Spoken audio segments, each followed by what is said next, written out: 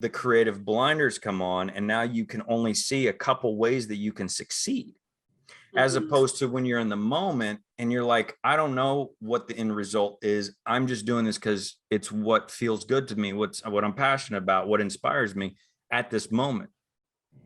Now you're open to the universe and going, anything could, I'm open to, or God, or however you want to label it. But now all these options of how success or whatever can come in, and maybe it doesn't come in from a monetary, maybe it doesn't even come in from people liking you more or anything else, but maybe it comes in from a the discovery of the next level of your talent. Hey everybody, this is Brent Harvey, and today with Empower Your Self-Sustaining Actor, I'm actually, I had a friend of mine, I shouldn't say old, longtime friend of mine, because she's young still, as we all are. Longtime friend of mine called me up this week with some questions about, being blocked in her creativity because she just feels stress around it. Because she feels like that has to have an end result, and some I've dealt with and other people dealt with recently. So I wanted to bring her on and actually have a whole conversation about it. And it turned into a 2-hour conversation. We covered a lot, and it's one of my favorite discussions I've had that I've actually been able to record. So, so that's what we're going to do today. So take a look. And if anybody has to share anything about this, or has any questions or anything like that, feel free to email at actorshole@gmail.com and let me know. Enjoy. Well, I basically just wrote down, I just wrote down what we talked about a little bit and took some notes, like fight or flight, Yeah. I called it creative fight or flight, but it's not really creative. It's everywhere for me. It's not like creative fight or flight. It just comes up pretty much anywhere. Just in different variations or strengths. I don't know. How so? Like, what do you mean? Well, because we talked about it a little bit this week on the phone, when you freeze and you don't really get to move, when you don't really move past a certain point creatively. And I called you and you said, well, it's a fight or flight response when you feel like you have to. Everything feels like have to. It's not out of joy anymore. Yeah. And I journaled a little bit about it, and then I took some notes, and I realized, well, it's not just creatively, it's in different parts of my life, everywhere. It's across the board. And it reminded me of an acting teacher actually who said once, life problems are acting problems. It's like the same. Yeah, that's in what I say a lot in what I'm teaching is, art imitates life, life imitates art, because the work that we do in our personal life, somebody would come into a class and do a scene or whatever, and we would like do this breakthrough, and they would have this, it'd be like, oh, like whatever, like they'd have this breakthrough, and then they would come back the next week and go, oh my God, that changed my relationships in life. And then vice versa, people would be like going through a breakup or falling in love or, having money issues or whatever. And then they would come in and it would show up in their work. The best is, and that's why, it's always interesting when I notice that actors have a resistance to a scene. I started to learn that when an actor would have resistance to a scene, it's because it hit too close to home. Right. And so if I stop the scene and I'd be like, have you experienced something like this before? Then they just start breaking down, crying and everything else, because it's like we don't want to expose ourselves too much. Like, that's the interesting thing about actors is, like, we put ourselves in the spotlight, and we put ourselves in a art form that asks us to be vulnerable and share everything, but at the same time, the human side of us still wants to be in control of how much we share. Yeah. And so when something hits too close to home, we go, well, I'll let this much out, but not all of it, because what will people think of me? Or, yeah. And it's a very vulnerable thing, but yeah, art imitates life and life imitates art. And that's why, if you get into the whole Alan Watts part of it, that there, when he talks about that, there's no there's no true separation between us No. internally and the universe, because it's just these layers. But if you look at it at a microscope, it's just these electrons and molecules and everything, but there's space in between them. And, you know, and there's no real true, like, just like there's no like solid structure between us and outer space. It's just a transition of, you know, atmosphere and everything else. And then all of a sudden, you know, there's no more atmosphere. So, Also, don't you think, because you have been an acting teacher, and I actually, you know, that's how we met, because I took your acting class. yeah. Do you think a lot of people are drawn to acting because of that, because they actually do want to expose that part of themselves, but they're also terrified of it because they actually are seeking, they're looking for it, not just an acting career, but deeper, they're looking to access themselves? No, I've had people take acting class because for so many different reasons. The majority of people that, you know, want to be actors, they want to be actors because they want to pursue the career. They want to, you know, they want to actually build a career. But, you know, then there's a percentage, probably like maybe 10 to 15% in my experience that I came across, where people would do it because they wanted to overcome public speaking, or it's something they always just wanted to explore. Like people, they're older now, they've retired, the kids are out of the house, and they're like, it's just something I want to do. You know, for me personally, I didn't, you know, I wanted to be an actor because I just want to be an actor since I was a kid. Like that's what I wanted to do. My purpose was because I wanted to do everything in life. And then you know, and I was kind of bummed out about it, going, oh, I had to choose one career. And then I realized if I was an actor, I could do all of them in a lifetime. But then, as you know, I ended up, my journey kind of got detoured when I joined the Marines and went and fought in Iraq and everything. And then when I moved to LA and started pursuing acting professionally, I found that it was a therapy. It was a safe artistic way for me to deal with my traumas from war, and you know, and things like that. So there's many different uses of it. There's not too many people that come into it going, I'm going to use this as a therapy. I think that happens so naturally. Like, it happened for me. It definitely, you know, there's times in class where I have to stop because people would actually start coming to class to use it as their personal therapy. Yeah. No. Like we can like look at things when they come up, but to think that you're going to come in and take up all the time and, you know, use this as your personal therapy session. So, but they didn't start acting to do that. They just started to see that they could utilize that as an outlet, and then started to abuse it. So there was that too. But yeah, it's definitely, I mean, any form of art, whether it's acting, music, painting, like what you've doing, we'll talk about that in a minute.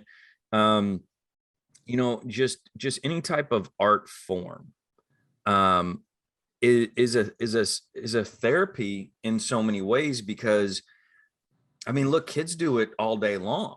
I mean, and that's the tragedy of it. I look back and I like it upsets me, and it makes me sad at the same time, of thinking, when I was a kid, my mom talks about this all the time. She's like, you know, I don't really remember this, because I remember like when people would come over and want to hang out, like I was always out in the streets riding bikes and playing sports and stuff like that. But my mom was like, yeah, the guys from the wrestling team, or, you know, friends would come over, and I'd be like, hey, the guys are here, you want to go with them? And you'd be like, no, I want to stay here and I want to draw. And I was a big drawer when I was younger. And then as I got older, I started writing poetry and things like that. And it was like, it was just an expression, and it was a constant, you know, I look at it now, it was a therapy in a sense of expressing, you know, ideas and passions and things like that. But any form of expression that, you know, could be considered art, which I think anything can be considered art, whether you're a mathematician, a bookkeeper, you know, a horticulturalist, Formulator. just anything. Yeah. A Yeah. farmer, you know, anybody, like if you're really if it's your passion, you're an art, you become an artist at it. So I mean, any form of art is, or expression is therapy. And I find that the reason we need therapy is because we stop expressing ourselves, because we're told, you know, and that's this where I was going with this was like, when I look back, I mourn and I feel sad and I get upset for all the times that I was sitting there drawing and teachers were like, you know, stop drawing and pay attention to math and all that other stuff. And I think back is like, if they would have just been like, oh, look, he's really into drawing, let's nurture that. And this kid's into this, like, let's nurture that. Exactly. And I know, Yeah. I think there's like Montessori schools or something like that are structured to do that. But I'm just like, they literally teach us to stop expressing ourselves and bottle all that up. And then that is painful. It's yeah. And so what I found with art or with acting as an actor and as a coach is teaching people to get back to that place of expression without thinking, like, and this is what you and I talked about when you called me the other day. It goes back to is that we are taught that being creative or being an artist, or whether it's painting, poetry, acting, you know, any of these things, that I was told at a young age, like, that's not a real career, it's a hobby. Oh yeah, you're gonna be poor and a whore as a woman. That's what my parents told me. Yeah. So it's not, you know, it's not, if you take the day off to be creative, you're not producing anything beneficial for society. Right. And this is that real blue collar, you know, assembly line mentality that took over our society for a long period of time, and that you and I were raised from. Even though you're Italian, you're from Italy. I'm from Indiana, but like I've had conversations with people all over the globe that came from all over the world in the same ideology. Yeah. It crossed all borders and all cultures of what success looks like. And you know, and so this, what we're talking about is we got into the whole point that I've been going through. And then you reached out to me about like that, not being able to create without having a end result. Like, if I do this thing, it has to make money. If I do this thing, it has to make my star meter go up. If I do this thing, it got to give me a better agent or a better reel or better whatever. When I first started acting and making films, I did it because it was something so unattainable at the time, in the sense of it wasn't within my grasp. And so there was no stakes. And I was just like, I want to do this just to see if I can, or to explore it. And there was no like, oh, and then I'm going to take it to film festivals, or I'm going to do this. I was like, I had this burning desire in me to explore and express.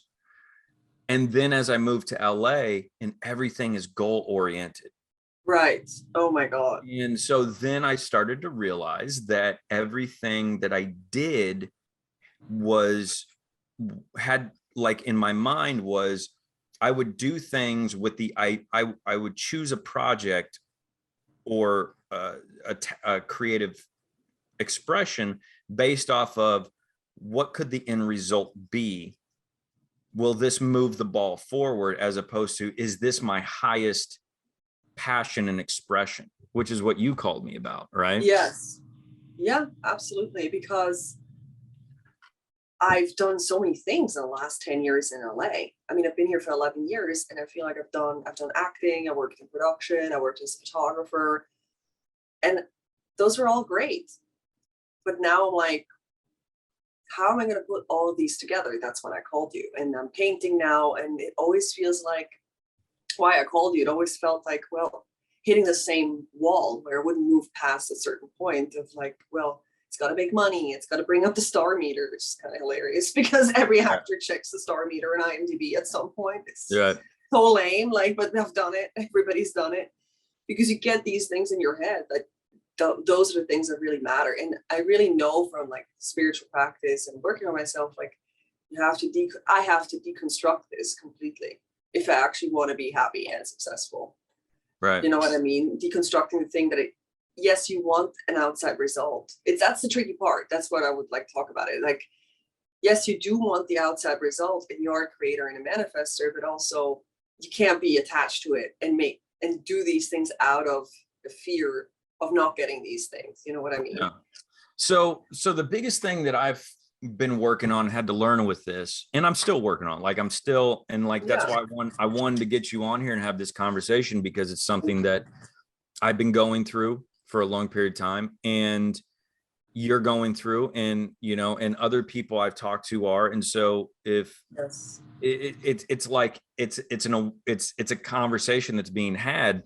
So why not record it and talk about it, and hopefully help other people go through, you know, process this. But yeah, I felt, sorry, can I say something? I felt for the longest time like it's bad to even feel this way or to even tell somebody. Like, for me, it was super vulnerable to call you. Like, I don't know. I know I love these things. I know I love storytelling and art and comedy, right. but I don't know exactly how to bring it all together on a YouTube channel, for example. And I was embarrassed to even admit that. And I was like, you know what? As long as I'm even embarrassed to say this, or it's shame, Right, I'm never going to move forward. So I just like, I'm going to call Brad. Absolutely. Like you have to, you have to be, and society and consciousness is shifting so much that people, like, look, I've been watching interviews, podcasts and things like that, to where you have people at the highest level of our industry that for years have protected themselves from they controlled the narrative about themselves, right? And now it's like, you see people, like, I just saw a Brad Pitt, all the stuff about Brad Pitt. He's openly talking about his alcohol problems and healing from that, and you know, and people are like, well, you know, from a guy who seems to have it all, and it does. From outside, it's like he seems to have won the ultimate lottery of life, and he has in many ways. But then for him to acknowledge, and not from a place of pity me, you know, which people have utilized in the past to leverage, but literally just like, look, you know, we're all going through something type. And then when you start seeing that, you go, the consciousness is shifting, because he's been in the position he's been in, celebrity wise, for 30 years. And it's just now that he's sharing that he has problems, and that, you know, and when he reads a bad review, it gets to him, and like, and everything. And you start seeing that, and you go, oh, these people, they might have celebrity, they might have money, they might have these opportunities, but on the human level, or the artist level even, they're not really different than me. And that's what, with this, and, you know, with what I'm doing with this, and when I'm doing coachings and stuff like that, I'm constantly encouraging my fellow artists, actors, to watch these interviews, because we have a way of putting, I think this is, I'm not a big you know, religious Bible person, but this is where, like, the Bible comes in, is like, don't idolize false gods. To me, the way I interpret that now is, don't make someone or something else bigger than you, because we're all the same, right? We're all going through something. So and I'm not a fan of celebrity culture to begin with. I think well, I mean, it's a weird, I mean, it's just like anything else. It's a weird, I get it. Like, I mean, I don't know, because there's that celebrity thing, like you know, when I was a kid, the first film I saw in a movie theater was Top Gun. And what everybody experienced this year with Top Gun 2, of going, holy shit, that's what I experienced on the first one at 5 years old. And the celebrity of Tom Cruise has always been like a driving force for me to pursue my dreams. So, you know, to me, it's like anything else. It's a good and bad thing. It's when you idolize them and make them special, as opposed to, that's what I mean. Make them, and see, I've been trying to change my language around this, of, not people that I look up to, but people that inspire me. Right. Yeah. Because That's a good looking word. up to somebody entails Yeah. you're below and you're looking up. So, but yeah, so going back to what we were talking about, and you know, our conversation the other day, the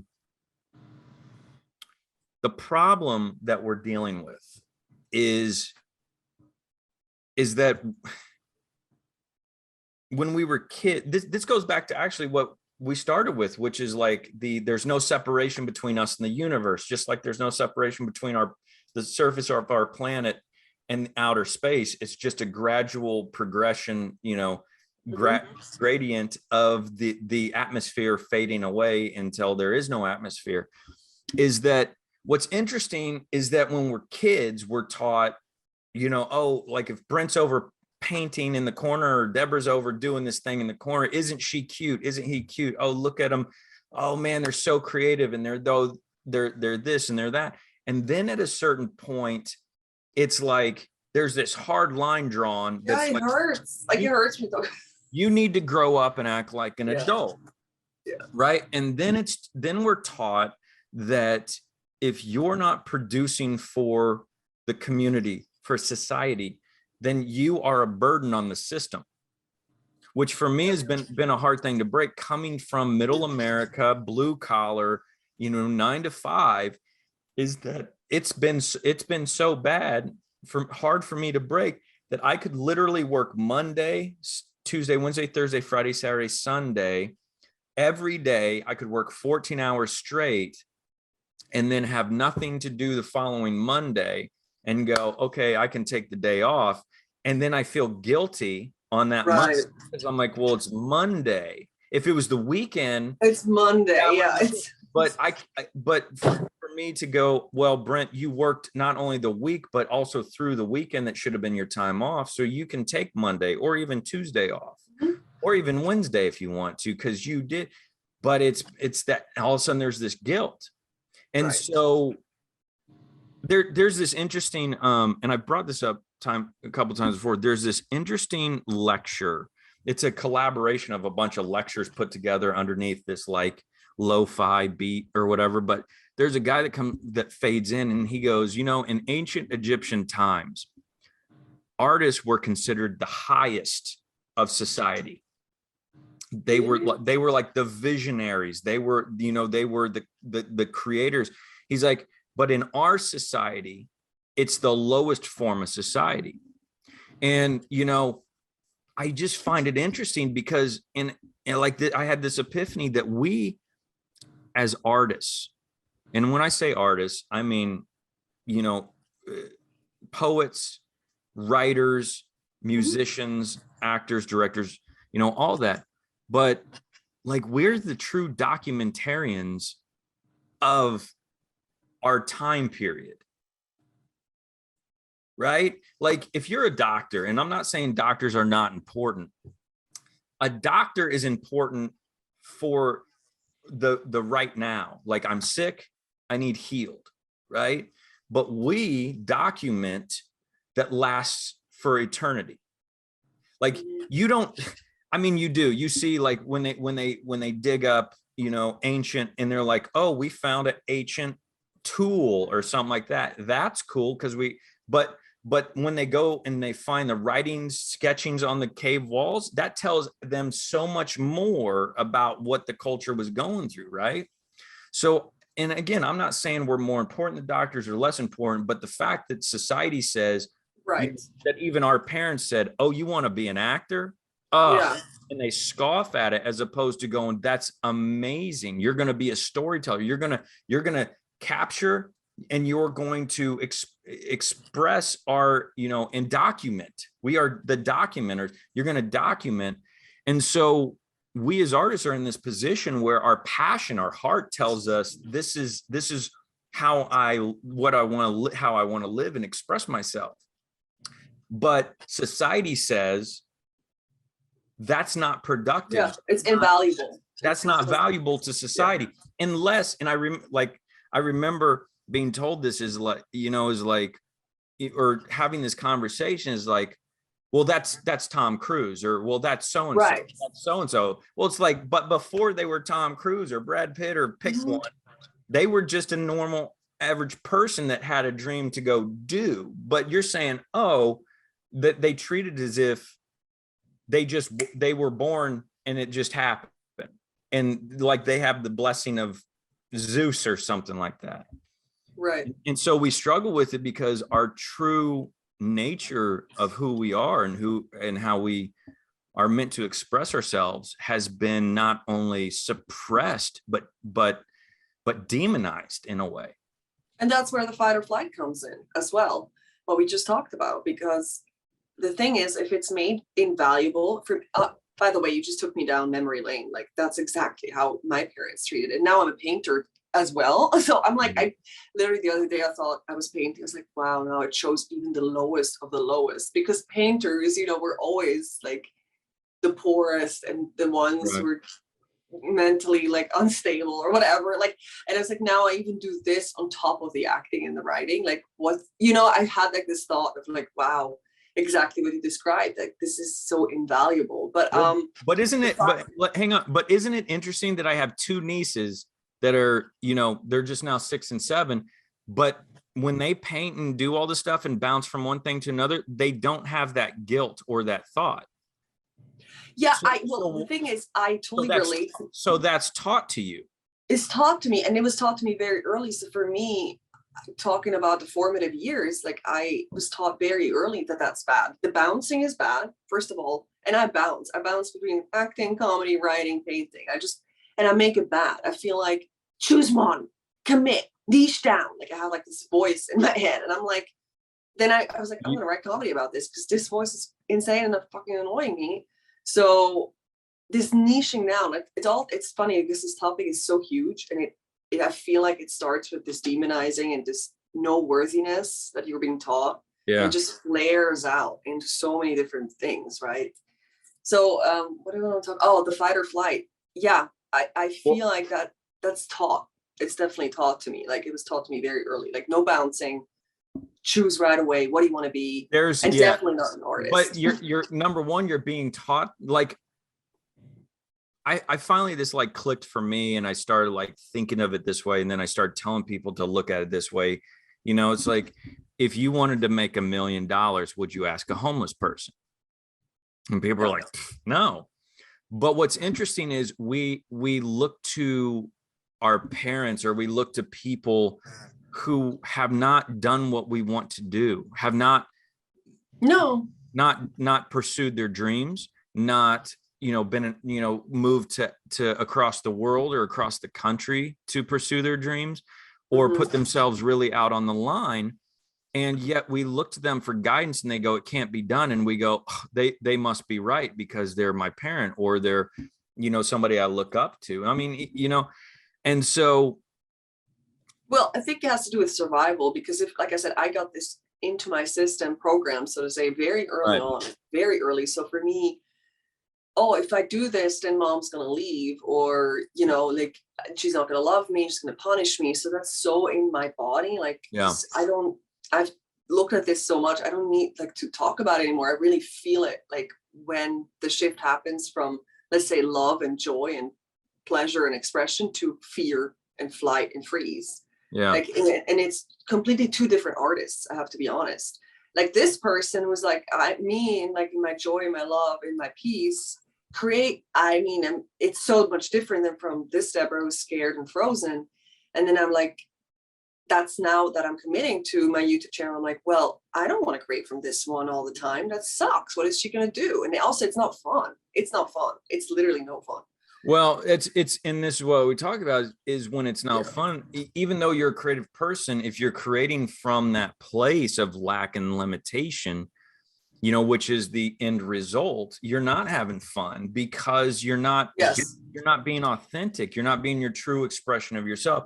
Exactly. You're saying, I can do this thing, and I'm going to do this to create money or to create whatever, because that's, if I do that, then I'm valuable to the world. Right. And mom is going to be happy. And mom will be happy. Dad will love me, and all the other bullshit that, you know, we're taught, but also that's just innately part of our makeup as human beings in the frontal lobe and all that other stuff. So how do you break And this? again, oh, sorry. I'm gonna No. What were you going to say? I'm saying, like, the thing is, it touches on such an important subject, because I think as artists, we actually dare to step out of that, to go against, not against our parents, not that that's their plan. It's always perceived as against the parents. It's just, I actually want to do my way, in a different way, and expressing myself and seeing value in expression and in emotions. And I think a lot of people have that. They subconsciously do want to impress their parents their whole lives without even realizing no, it. No, I'm shitting on them. I'm just saying this is no, but that's not even an ego thing. That's a survival, like you said, it's a survival thing. And even that, when we seek admiration and acceptance from our community, it's not always an ego thing. Because if you look back, it actually goes back to the tribes. And if you didn't do something that the tribe agreed that was valuable to the tribe as a whole, you would get sent out of the tribe. And most of the time back in those days, you didn't survive. Like, it was true, you needed the community, which I think we learned a lot of during the whole lockdown process. Was what we didn't really realize is how important the community was. And like, even though it's like, well, it's a bar, we get together at the bar or restaurant and stuff, but just that community of coming, or acting class or whatever, it wasn't just about acting class or getting drunk. It was actually about getting together and being a part of a community. But that's a whole other conversation. But that's a program that's running, and a part of our makeup as human beings, and why we survive this long is because we said, oh, if I'm part of this tribe and we work together, we all survive. But our society, like with technology and everything in our society now, has changed so much that we don't necessarily need that, but we spent millions of years in that place, that we don't just shake it overnight. Right. No, I think as a soul, you always need it as an experience on Earth. I don't know. I feel like you always need community. Oh, absolutely. But what I'm saying is the reason that we find ourselves, and I'm starting to see it with my nieces as they get older, where they want friends to like them and things like that. They're not on Facebook and Instagram and seeing that if I do this, all these people love me. It's just an innate feeling that community, right? So going back to it is like, if you're creating from a place of necessity, meaning I have to do this for an outcome. And this is where, as you and I were talking, I realized it's a fight or flight. It's not the fight. It relates to the fight or flight. If somebody can't, a saber-tooth tiger or somebody with a gun came in, when we're in fight or flight, our vision goes like this, and our body starts shutting down and sending all the energy and resources to the important organs, things like that, with adrenaline. And creatively, because when you're in a true fight or flight mode, it does that for survival. You're looking for the exit. You're looking how to defeat whatever is threatening you so you can survive. And you don't, like one of the guys I follow, Kyle Cease, talks about is, if there's a gunman in the house, you're not sitting there thinking about how abundant you are and and all this other stuff. You're thinking about, how do I get out of the house, or how do I defeat the intruder? And that is a true fight or flight. Your neurological system is all, in fight or flight. So if we're creating from an end result, number one, and as actors and artists, we're always talking about this, is we're not in the moment. No. Because the magic is gone. Well, you're worried about the future. Is this going to succeed? Is it going to win me awards? Is it going to make me money? Is it going to fill in the blank? But if we're really in the moment, we're not thinking of an end goal, right? And so we're just, who cares what the end goal is? This is just what's coming out. But what we're talking about is actually going, okay, I'm going to create this YouTube channel with this, because this is what's going to happen. Like, hopefully this is what's going to happen.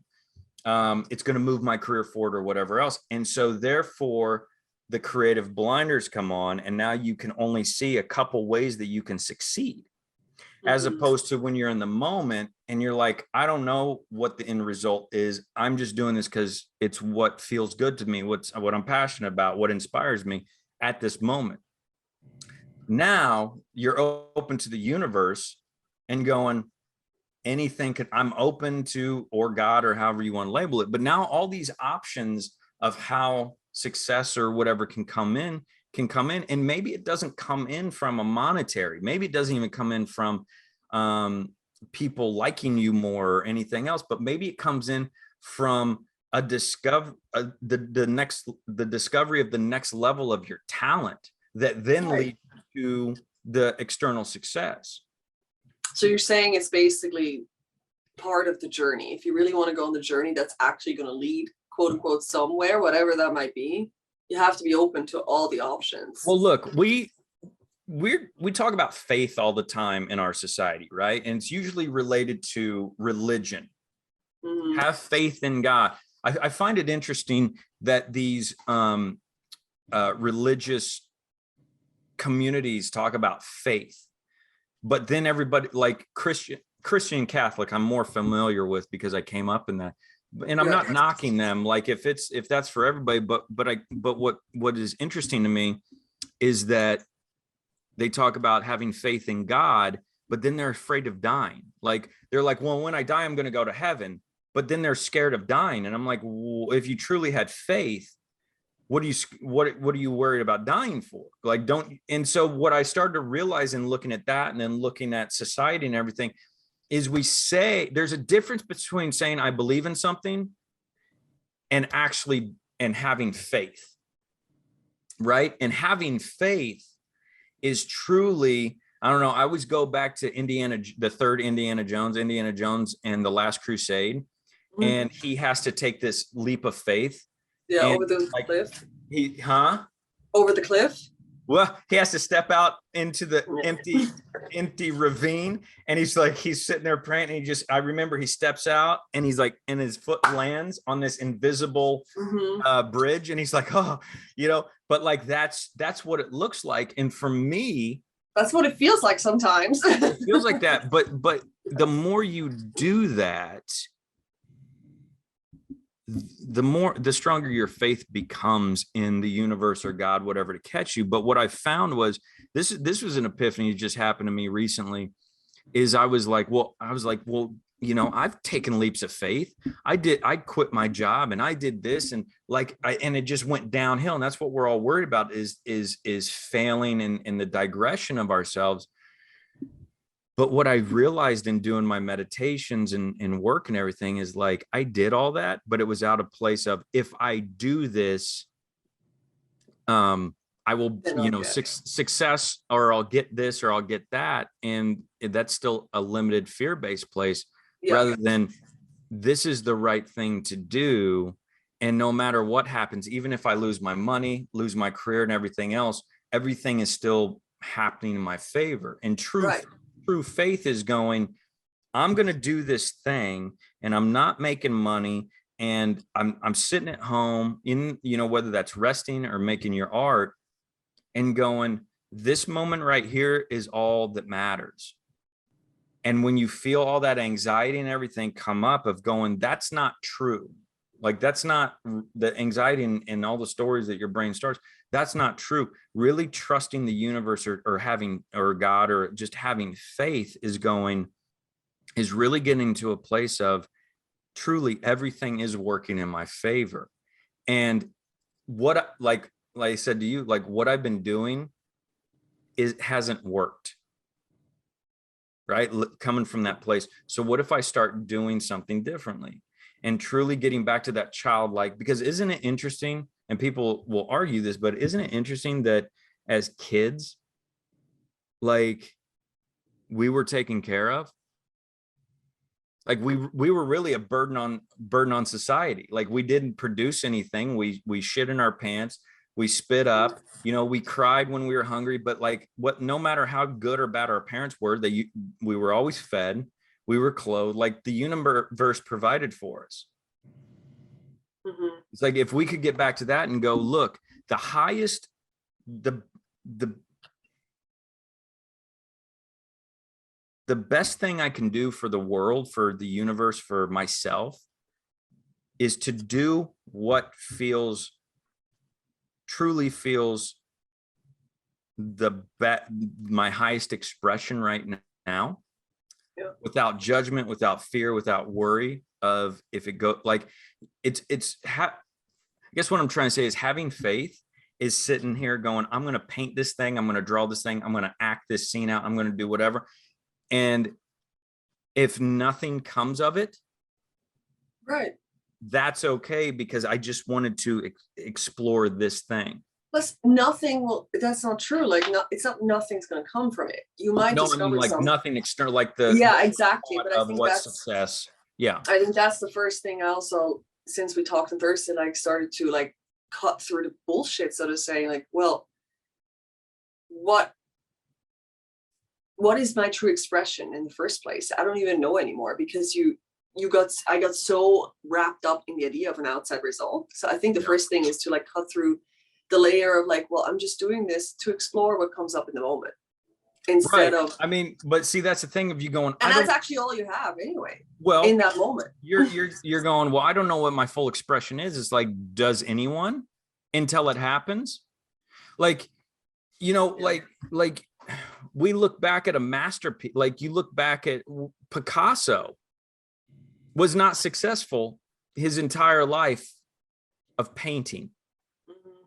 But we look back now and go, oh, it was a masterpiece, right? Or, you hear the quotes of, well, I like the, who was it? The electric guy who invented the Tesla. light bulb, not Tesla. Oh, The guy who stole everything from Tesla and crushed his, oh, you know who I'm talking, Edison. And Edison, yeah. Edison was like, I didn't fail 1,000 times in not creating the light bulb. I figured out 1,000 ways not to. But it wasn't until, like, it was all those so-called failures that led him to the discovery, right? So, I don't quite remember where I was going with that, but the whole point is that what we're going through right now, we don't know where it's leading us, and we have been taught is like, You have to know. put a business plan together, and if you go to college and like put the plan together. But what we're quickly finding out in society now is that shit changes so much, and there you can't plan anything. Like, we're really, to me, in a place of society and consciousness where it's like we're really being forced to be back present in the moment. Like, that served us for a period of time to get to where we were, just like horse and buggy served a purpose, but like we grew out of that. But we're at a place now where we're getting to a place of, and we see it all in the world, where people are like, they're like, we can't get workers. And it's like, you mistreated workers for so long and underpaid them, and people are starting to go, you know what, I'm more like, life is more important than that. But society wants to, or the structure wants to go, no, you need to fit in this shell. And we're starting to realize what priority of life is. And for us, oh, sorry. Go ahead. No, also for like tying it back to what you said before, like, if artists are visionaries and bring in new ideas, new thoughts, new realizations, new, vibrations, whatever you want to call it.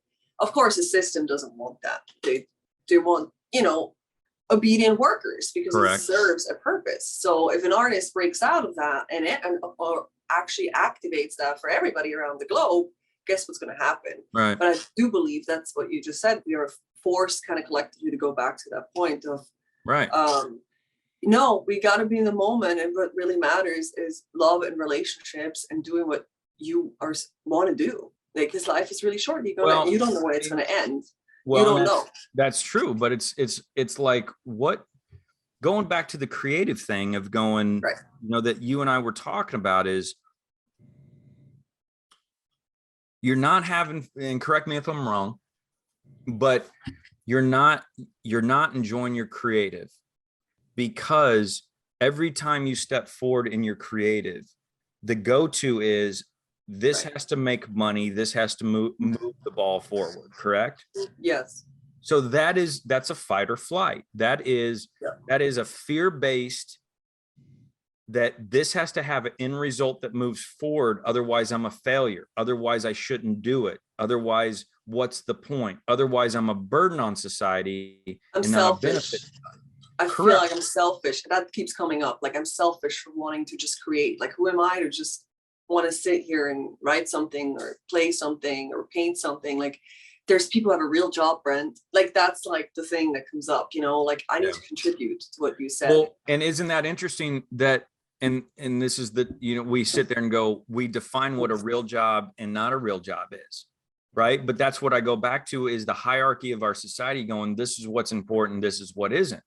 And, you know, we've said this on set, you know, you hear this on set, you know, and you hear it in our community all the time of, you know, guys, because we take shit so, like we put so much weight on our shoulders and take it so seriously. And we go, guys, we're not curing cancer. And I go, well, that is true. However, if you look at the psychology of it, comedy actually puts people in a better mood, and doctors actually prescribe cancer patients or people with diseases to watch content that's funny because it releases all these endorphins. So in a way, we actually are being a part of curing cancer or depression or other things. So we don't want to discredit what impact we have on society. Not to mention, you know, we could go back through, is like you look at a Star Wars or Star Trek or anything like that and see that they like created these things on a fake, you know, scripted TV show that then inspired scientists to go out and create them.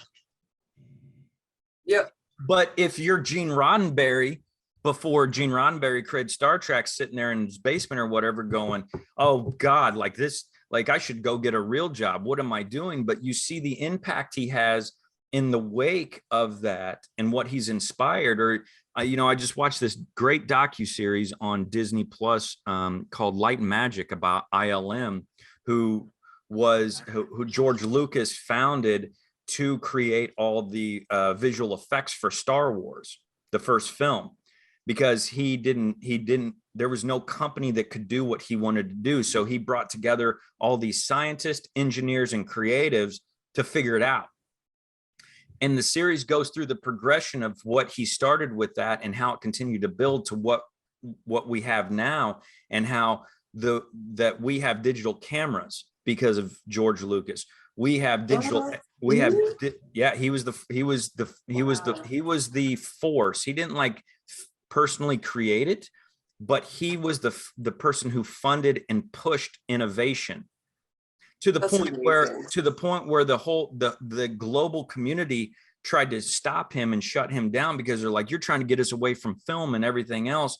And you hate the art form. And he's like, no, I'm trying to get us to the full expression of it, to what we see now. It's a great series.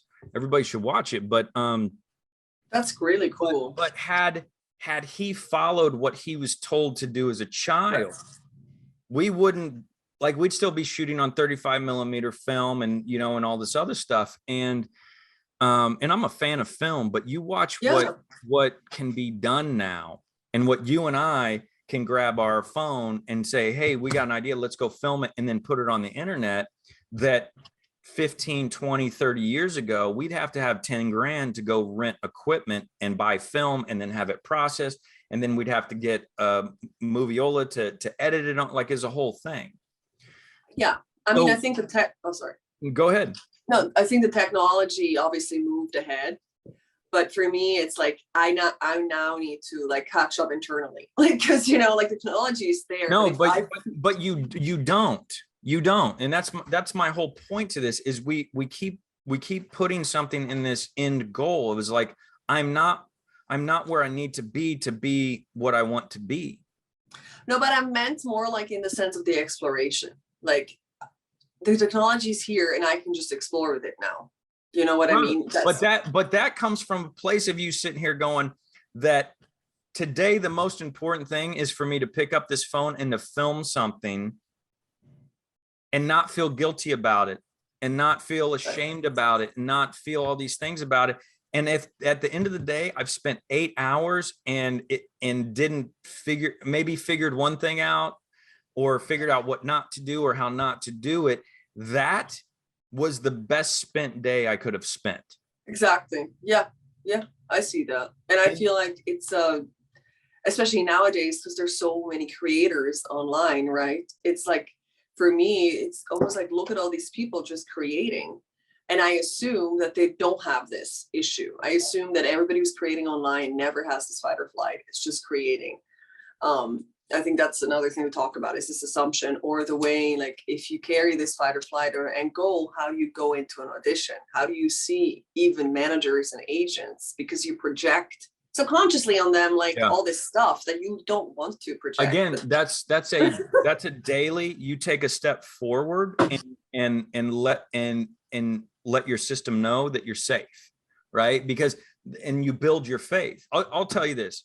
How do you do that? How do you, like, All right, I'll tell you in a second.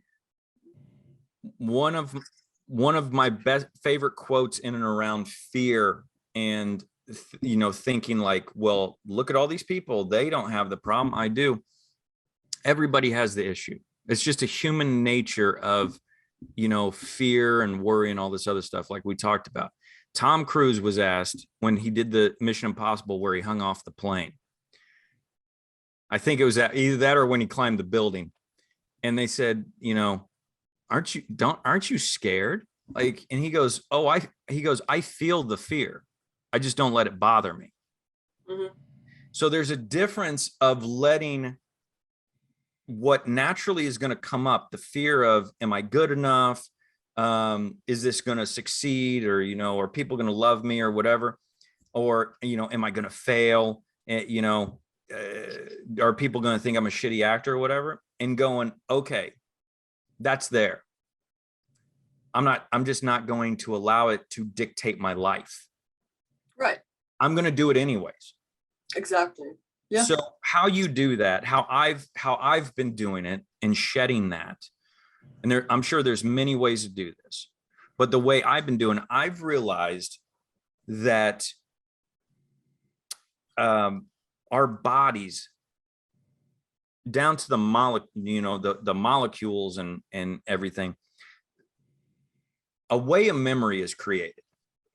The reason that we remember some things and we don't remember other things is because there's always a trauma, good or bad. And trauma can be you fell in love, or trauma can be you were in a car crash. But trauma, because it's a shock to the system, there's a trauma that goes along with the experience that then tells our brain and everything, this is important, we need to remember it for the future. And so it locks it in. And the bigger the trauma, let's call it, because trauma is not necessarily, like, maybe that's not the right word, but I'm using it. The bigger the trauma, the more vivid the memory. Or the impact. The impact, which then ingrains the memory, right? Mm-hmm. So, I remember my first day of kindergarten. Really? What that felt like and everything else. I don't remember my second day of kindergarten. I remember September 11th, 2001. I don't remember September 11th, 2000, Yeah. So, but that trauma is ingrained in our body, and and that's where we start to feel anxiety. We start to feel stress. And when we go, I'm going to do this thing that's out of my comfort zone, the body starts going, well, remember this time when we failed and people laughed at us and all this other stuff. And neurologically, I can feel the tension in my body. I can feel the stress in my stomach, which is actually cortisone being created and everything else. What I do is I put myself in a position, like most people will go, like they'll study meditation, they'll study these techniques, and then they'll go, well, when I get triggered, I'll practice them. What I do is I learn the techniques and then I go trigger myself to practice them. Yep. So there's a big difference of, and that's that saying is like, if you always stay ready, you don't have to get ready type thing. If it just becomes part of your daily process, then when something supposed big happens, it doesn't even slow you down. It's just like, oh, this is just like anything else. So what I do is I actually if I think of something that scares me, like sitting down and writing a script, or getting up and doing a scene in front of people, or doing a character that scares me, or, you know, fill in the blank, not sitting like blacking out the week and saying, I'm only going to paint this week, and I'm not even going to put any of those paintings up online. I'm not going to sell any of them. I'm just going to paint to see what comes out of it. Mhm. And if you feel the anxiety come up, what I do is I close my eyes and I'll feel, and I'll just get in touch. I'll just get in touch with my body. And I'm not just like, I'm not going here, checking in with the armor. I just literally, like how you would stand in the breeze or stand in the sun and just feel the sun hit your whole body, and you just feel the whole body warm. I close my eyes and I just feel, and I go through and I go, where do I feel tension or anxiety or whatever? And I feel, and I go to that place and I think of that thing that I want to do. And I just feel it like start to, you know what, tighten, or, you know, stress, or the thoughts or whatever. And I sit there and I just breathe into it. And it's just like, the only way I can explain it is as I take a breath, it's like I'm just opening my hand and letting go. Mm-hmm. And I keep doing that. And I'll do that.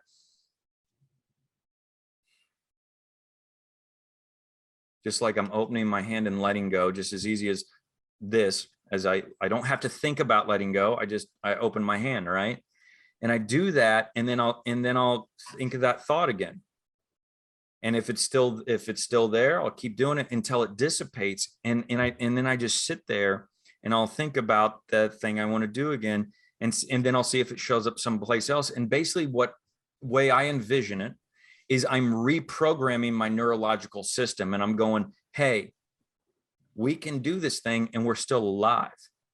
Mm-hmm.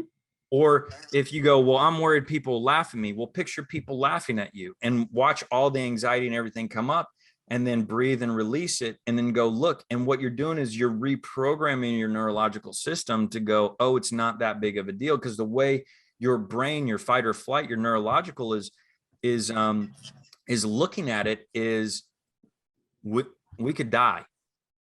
Right. The way it sees you painting all week or acting all pushing week her to death is like standing at the edge of a skyscraper with no parachute or anything. And like, it's going, well, if a gust of wind comes, we fall, we're dead. That's it. It sees it the same way. And so what I do, and I told you this the other day, is I will not take action on anything with anxiety or stress behind it. If I'm sitting there and if I say I have to do this, I stop. Not every time, because I don't always catch myself, but saying if I go, well, I have to do this now. No, I want to do this. And if I want to do this, I want to do it from a place of love, of wholeness, like, but also, yeah, but also from a place of curiosity. Yeah. Discovery. And so this is what, like, and that's so funny, because the discovery is the stepping into the unknown, and the unknown is what triggers that I'm going to die. So it's like hilarious how it's like, it's literally the perfect lesson life gives you. It's a double-edged sword, right? Yeah, it's so funny, actually. It's funny to me as a comedian. Like, I'm definitely going to write about it. Yeah, absolutely. Yeah. And so, and this is what I tell when I always tell people, they're like, well, I'm scared. I'm like, just like, think of it like a cold swimming pool. Like, how do you get into a cold swimming pool? You just jump. You have to. You have to. If you just jump in, by the time you feel the cold, you're already in. But people want to tiptoe in, and as you tiptoe in, the ego and the brain come online and go, oh man, this, like, let's do this tomorrow or whatever else. But it's just a sensation. That's another thing I'm learning. And it's just a sensation. It's a sensation. We've become so terrified, I feel like, in society. But I know for me and other people and artists, to feel like it might be uncomfortable, but it is just a sensation. And to also slow down the process, like, it feels this way, but you're not going to die. Like, it's okay to feel it. Yeah. Yeah. There's an exercise that I've done before, and I forget what it's called and who came up with it. But there's an exercise where you literally write out your worst fears Right. in life, and then go and you read it and you look at it and you get to a place with it where you're like, if this happens, it's okay. And now what people talk about is going, well, if I go, that's okay, then you're saying you want it. And it's like, no. What, again, Kyle C said that it clicked with me because he said this before, but then when he followed up with his part the couple, like last week, and it just made sense, is like, when you say, if I go broke, it's okay. You're not saying I want to go broke. Right. You're saying to your child, if you go broke, I will still love you. Right. Because what we were taught as kids was, if you don't get an A, if you don't clean your room, if you don't do what I tell you to, I won't love you. You will disappoint me. Right. You're not my son. You're not my daughter, whatever, like whatever. And so we're like, literally, and this is what I've learned is, adults are just children trapped in bigger bodies. And so when you're going, if you can face your biggest fears and be okay with them, and this is what Alan Watts again talks about, and many others talk about, like accepting death. If you can accept death, and you cannot be, and you're like, get to a place of not fearing death, you're completely free. You have nothing. If you're okay with dying, then there's nothing to hold you back. And that like, I've sat with that for many years now. Right. And basically it's going, if you can fit, and not only that, but, and I have a whole lesson on this, but death, if you remember every day, like really go, hey, I could die today or tomorrow, you actually embrace life more. It makes the moment more important. But if you can look at your biggest fear and go, if this happens, I'll be okay. And as I tell people, you got to where you are now with less knowledge, less intelligence, less skills, less money, less support than you have now. So if you can get to where you are now with less than what you have right now, there's no way you can really fail. And so and again, there's so many techniques, but the biggest one, the best one that I found that I can do day to day is, if I feel anxiety come up around, and it sneaks up on me sometimes about shit that I'm not even thinking about, as we all do. But if I think about it and I can relax my body, and then I can envision myself doing it, or just thinking about it, because sometimes just thinking about, I got bills to pay or something like that. That's been the biggest thing for me, is money. And that's a whole other story why I have that, but money, and to the point where I'm like always like doing things for money or fear. Like if I'm not working, if I'm not making money, I'm losing money type mentality. Breaking that habit has come down to, and when the fear comes up of like, oh shit, well, if it's the middle of the month and bills, and if you got to make this much by the first of the month, and as that goes up, I just sit there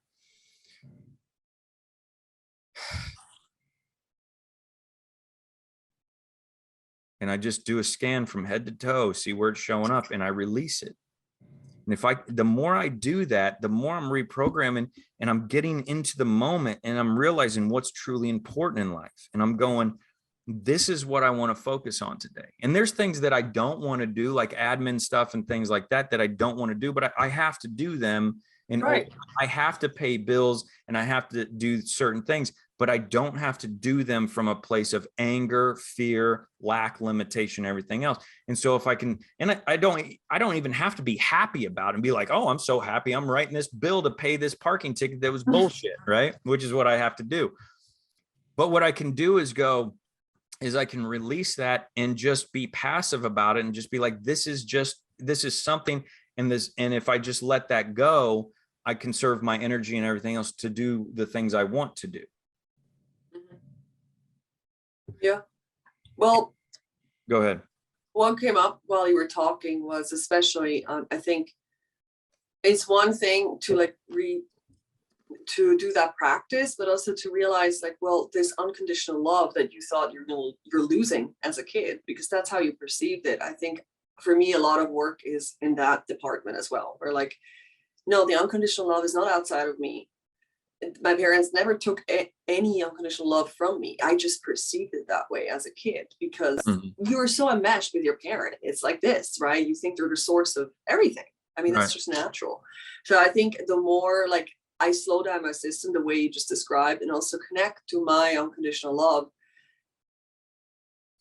it's just a lot of it falls away. Like a lot of pressure falls away, a lot of like this anxiety of like, because I think ultimately underneath it all, that's what the inner child really is after. It just manifests into money or career now as an adult. Those are just excuses to not be the full expression of ourselves. And you're right. If you get past the anxiety and everything else, like right now, it's been interesting because I've been on this whole thing with money and reprogramming and everything else. And even in that, like as I was doing it, it was well, once I do this, money will start flowing to me. Right. So there was even an end goal in that. And not that I would regret doing it, but as I've been doing it more and more and practicing what I just shared with that is I've gotten to a place where I'm like, if money doesn't start showing up for me, I'm okay. Because I refuse to continue moving forward in my life, living from the place I've been living in of stress and fear and everything else. And unhooking those beliefs, unhooking what you just said, like just because money doesn't show up doesn't make it mean this about you. Like unhooking those things. Here's what it could mean. I'm not saying it does, but here's what it could mean is that you're still attached to an outcome. Right. Because if you're not happy with just doing what you're doing, like right now, right? Like there's times where like I promised myself I would do this every Saturday for as long as I felt in alignment with it. Now there's days where I'm like, after, working all week or, whatever, staying up late on a Friday, I'm just like, I don't want to do that, but I don't want to do it from that whole kid that doesn't want to go to school. But as soon as the kid gets to school, has fun with his friends and everything. So I do, like, there's times that I have to push beyond the resistance, but in the past, there's been when I was coaching and acting and everything else where I was doing it and I didn't want to do it because I was miserable, because I hated it. I'm like, I don't want to do this, but I'm doing it because there's money. I'm doing it because like, I'm not charging for this.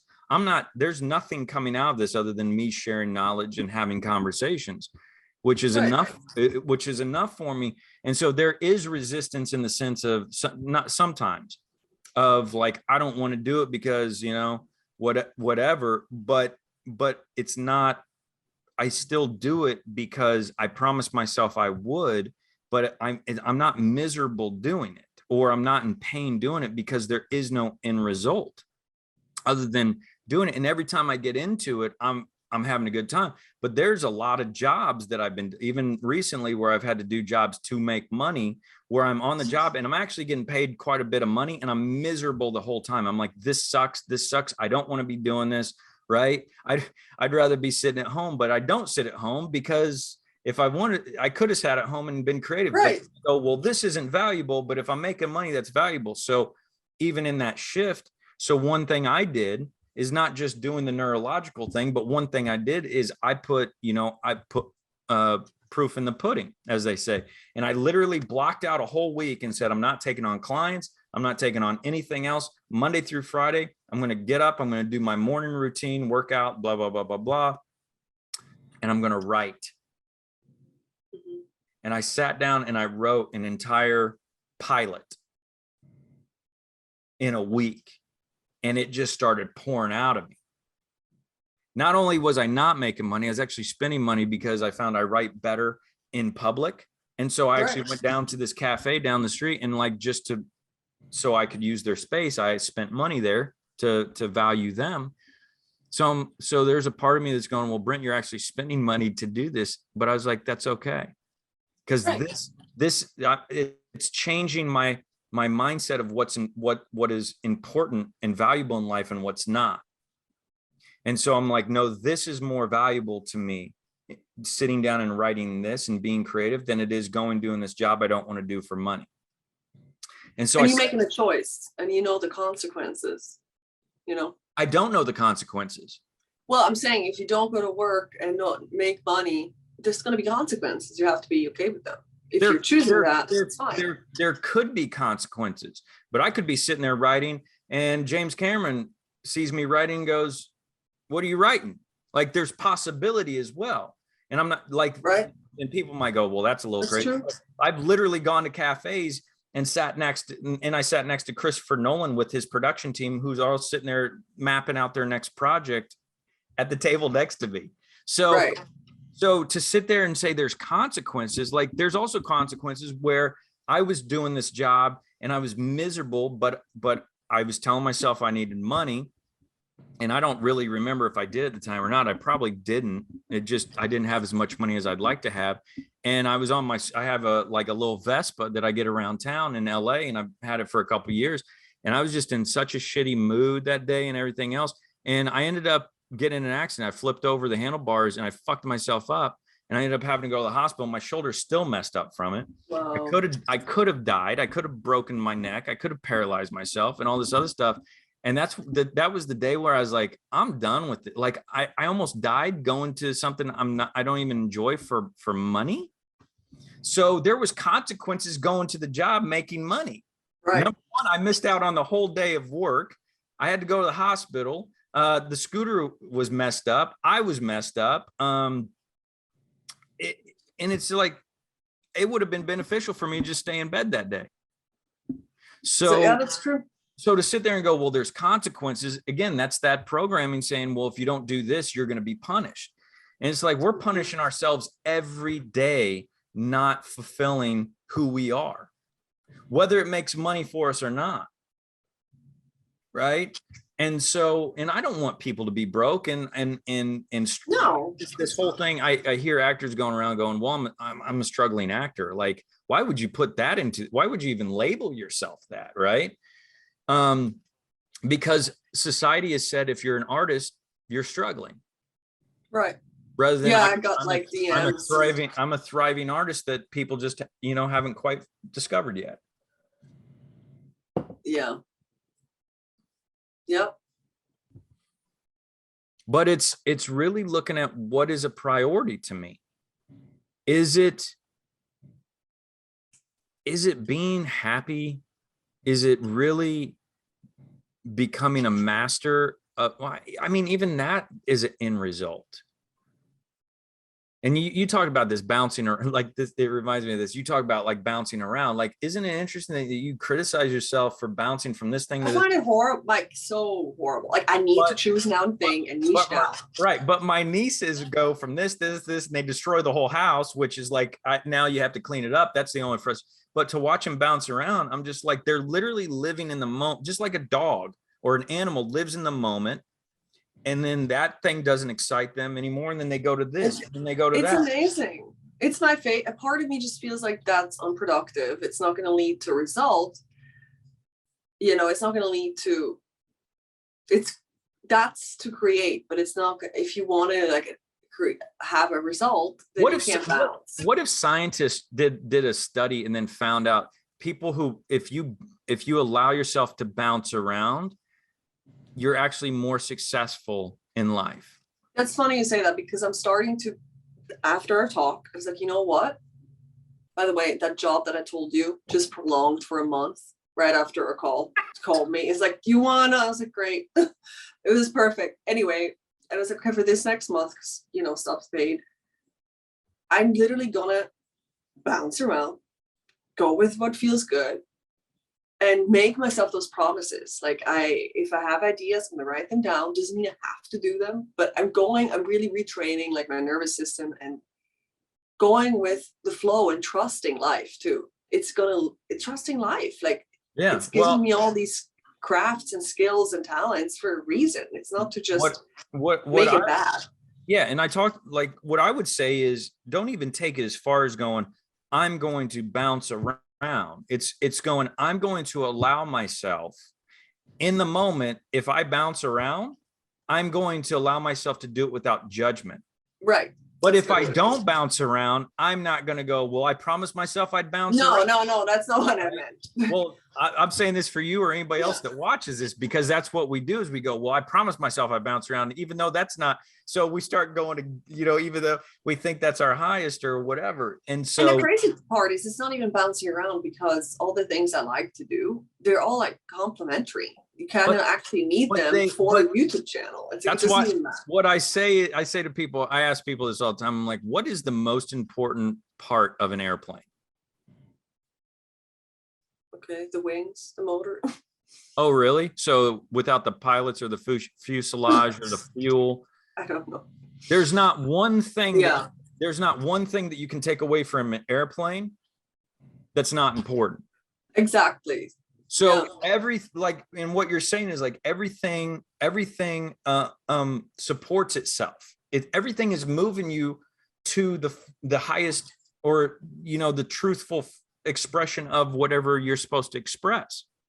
And like Steve Jobs, who I'm not a fan of in the sense of how he built Apple or how he treats people, but one of my favorite quotes he said is, you can only connect the dots in looking backward. See, you're trying to connect the dots looking forward. Right. If I strategize this, here's how I'm going to succeed. It doesn't work. It doesn't. But if you just allow yourself, and that's why I sat down, I said, I'm going to block out this week to write. Right. And whether I write one sentence or 5 pages or whatever in that time period, I'm going to commit to sitting down and writing no matter what. I'm going to commit that time to that. I ended up writing a whole pilot. It's the best writing I've ever done. And people are going, are you going to sell it? Are you going to pitch it or whatever? I'm like, if that happens, that happens. I wrote it to see if I could do it. It was something that came through me, and I just started writing. I said, I want to see what comes out, where I'm at in my life and everything. I want to see. It's the best writing I've ever done. All these lessons, because I didn't have an end goal. All these things that people had taught me and that I've absorbed and things like that, all just came together and just expressed itself. And it was so effortless that it's like, it wasn't even that I was creating it. I was a stream of consciousness that I heard these characters talking, and I was just like a courtroom stenographer documenting it. Amazing. I love that. And this is where you hear like a Bob Dylan say, I don't remember writing the first 5-10 years of his career. He goes, I don't remember writing all those songs. He was just he just allowed, and the stream of consciousness came through. But you can only allow by removing the judgment, by removing the expectations and going, this is it for today. Right. And I don't care what everybody else is doing, and I don't care what I'm supposed to be doing. This is what I'm doing today, because this is what I want to do. Like a child, like you ask, like my nieces will do something, and then or I remember even this as a kid of, doing something. My parents like, why did you do that? And you go, I don't know. And they go, no, I want you to tell me why you did that. I did. Like, the truth is I didn't know, because I had this inspiration to explore this thing, break the glass, or, stick my finger in this thing or whatever it was. Why is that not just a good enough excuse? I don't know. You have to justify yourself almost. Like, why? But do you see that you're justifying yourself to yourself by trying to justify why you're doing things to be okay with it? Yeah, absolutely. Because also what you just shared, like if you're actually in the moment, you have so much. You have so much to pull from, so much life experience and jobs you've done, and like but beyond that, you're pulling from the entire universe. Yeah. And that's why I'm saying, like, I didn't even know what where these characters were coming from. They just start coming through me. And that's amazing. That's the best feeling. I mean, those are really, yeah, that's really the best feeling. I've had that. Michael Jackson once said that if he had, or maybe it was Prince. I think it was Michael Jackson once said that if he had a dream or a song came to him, he immediately called everybody, like his team and everybody, to record it as quickly as possible because he was afraid Prince was going to get the song. What he knew is that all this is floating around and whoever's open to it. And that's why if anybody's ever had an idea and they're like, that'd be a cool tool or that'd be a cool movie or whatever. And then soon after it comes out and you're like, I had that so many times with myself, like, because it's floating around because we're, the consciousness, we're all one. I know, listen, yesterday I had an idea for a movie, which I don't want to say here, but I immediately texted to my producer friend. I was like, listen, I just had this inspiration. This has not been done yet. Americans would love it. Like, I just was like, I had this urge, like, I need to tell her, like, whether it's going to go or not, I just got to tell her. And I mean, there's so much, like, I wrote down some stuff here. I don't know. I mean, there's so many things. Well, you talked about one thing that I wanted to cover that you talked about was promoting yourself on social media from this place. Well, for me, it's like, because now I see how cool it is that you have your own channel. I really love this idea because I mean, I could have done a YouTube channel years ago and I never did. And I just started sharing now. And it's even that. You invested in Bitcoin years ago and you never did. Like, you can't live in that. I'm just saying, like, it's just finally now I'm putting it out and I see, like, I don't know yet, like, exactly, like, now I didn't want to put things out because it's still an exploration, but now I'm at a point where I'm like, I'm just going to share where I'm at on my journey, the art that comes out, the comedy that comes out, wherever I'm at. It doesn't have to be a brand right away. It doesn't have to be anything, because I think social media definitely pushes that too right away. Like, you go to those pages that are career and perfect and everything, and I'm just, that's not me right now at all. But that's not society. Like, people are not responding to, people are getting tired, and I see this every day more and more. And I love that we're talking about this, especially as actors too. Yeah, people are getting tired of the facade of success and like perfectness. I think you told me about this, and then I literally saw it yesterday, which is the Payless. Did you tell me about the Payless shoes? No. So Payless shoe store, which we all know, which is like really cheap shoes that you go, for people that don't have a lot of money, of course. I grew up with wearing those shoes. Yeah. They went to Rodeo Drive and did a pop-up.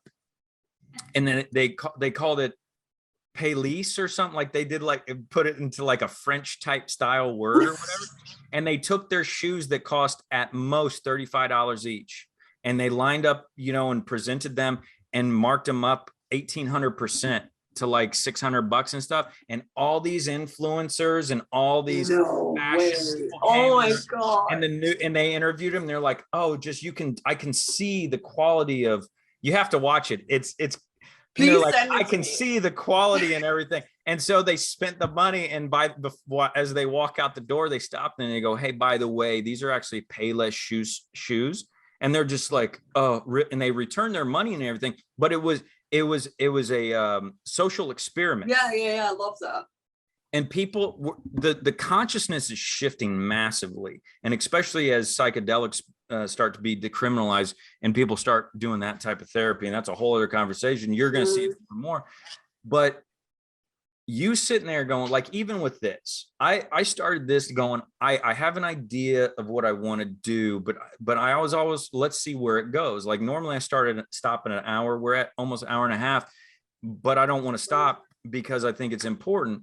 And it's just like, the world is starting to value and in my opinion, and going to value authenticity. Right.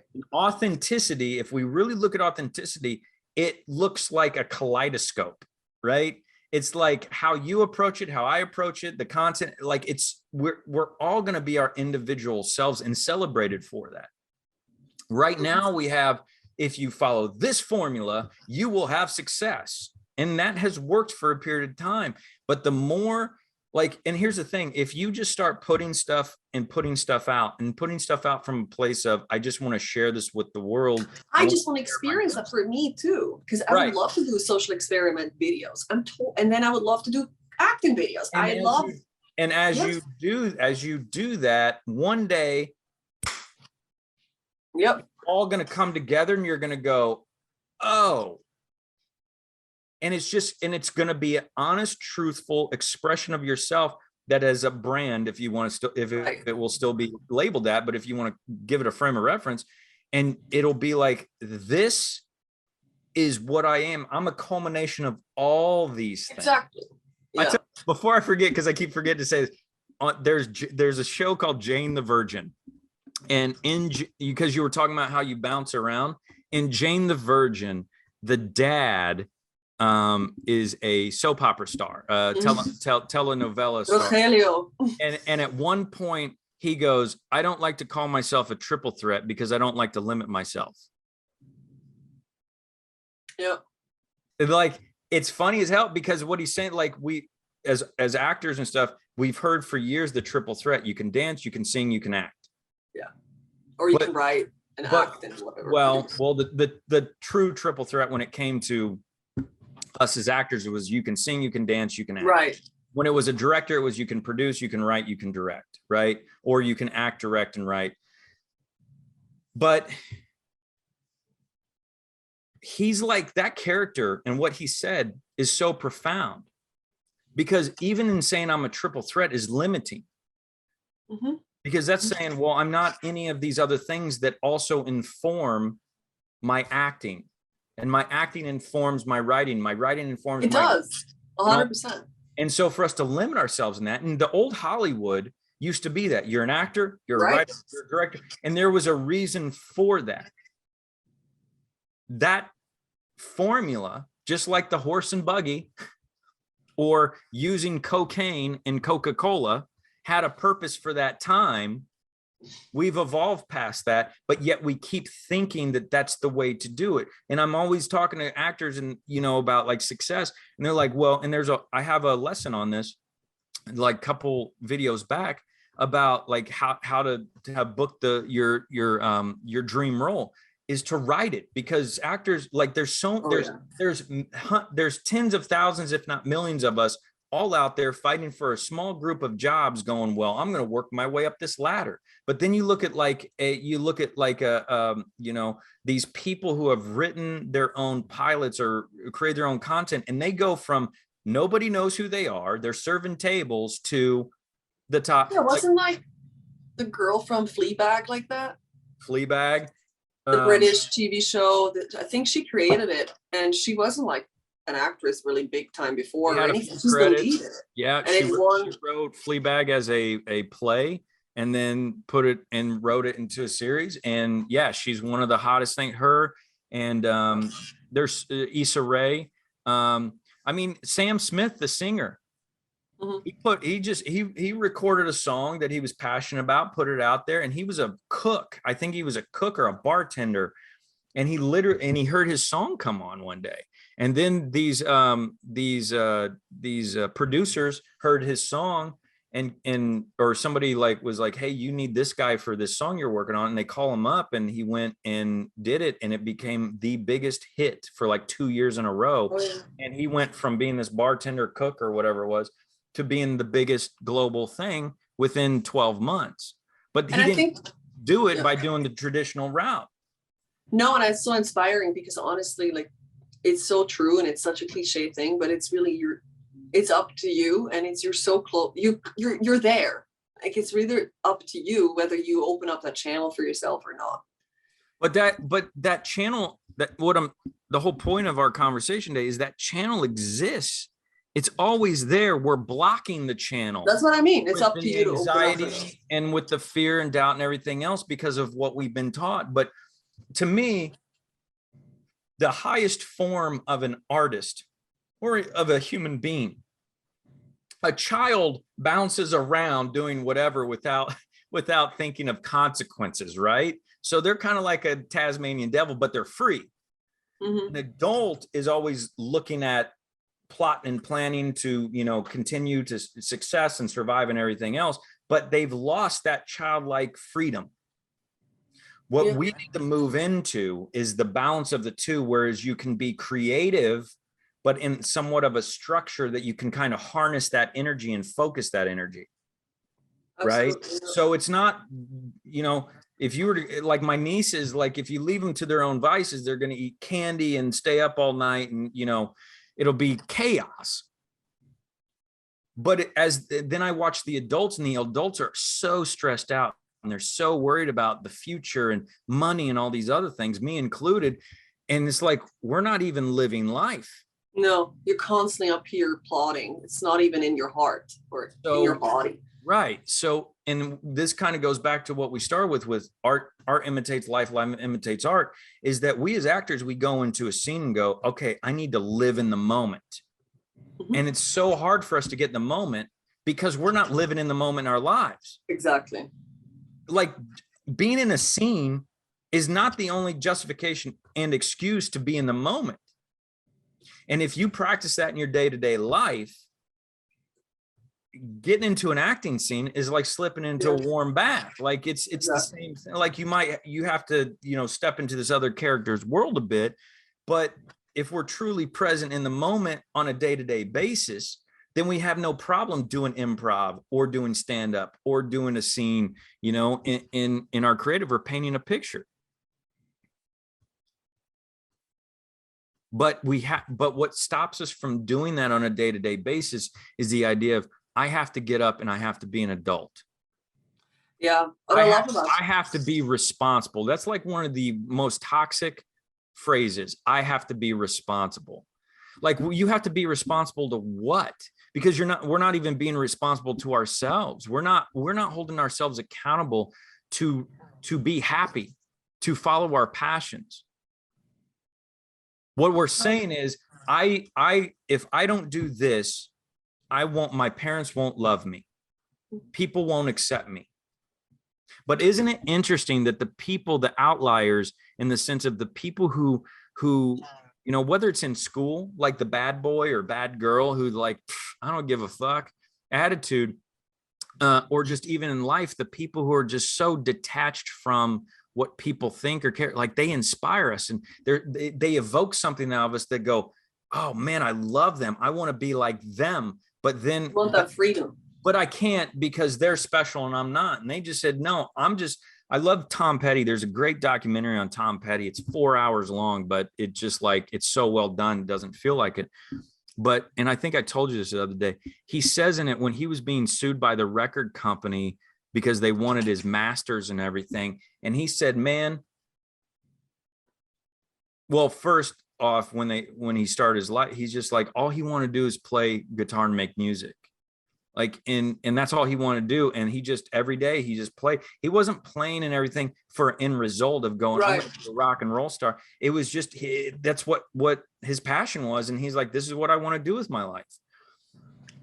And when it came down to, he was successful, and then the record label and everything wanted to basically lock him down because he wasn't attached to like the fear and lack of like, oh, well, I've done all this work and I'm successful now, I don't want to lose this.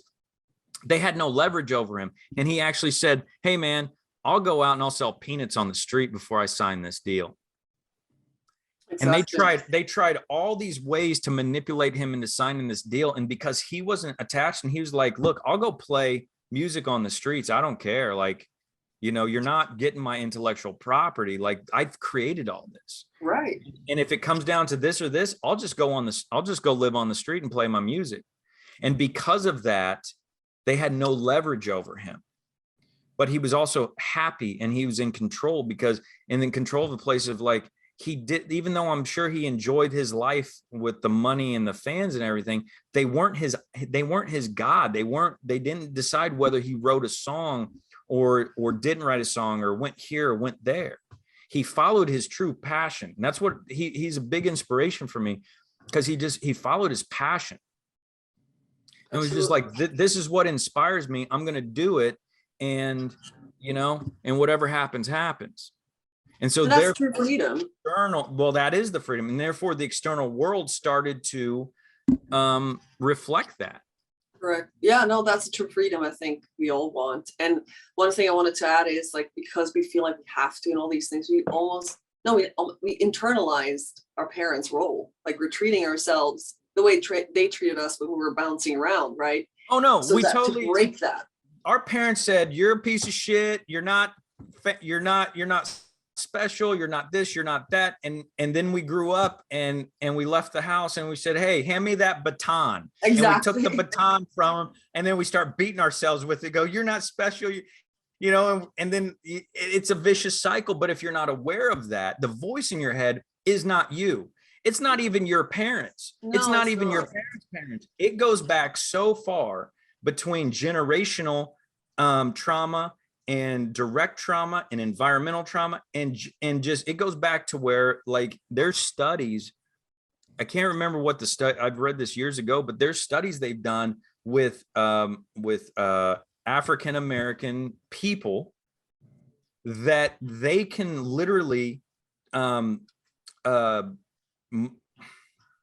monitor, like they can like put shit on them, and they can what's the word I'm looking for? Measure trauma back to their slave days from their ancestors. Like they weren't slaves themselves, but the trauma that was passed down, they can actually monitor that trauma that's still in their cells. Right. Yeah. So if that's true, oh, I believe it 100%. Number one, anybody that's listening to this, your parents did the best they could. They did. They really did.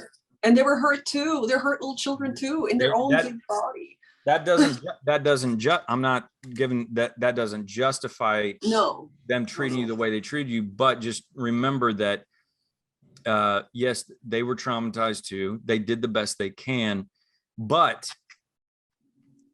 in that, if you're listening to this, you're old enough to know that at this moment, you're old enough to realize that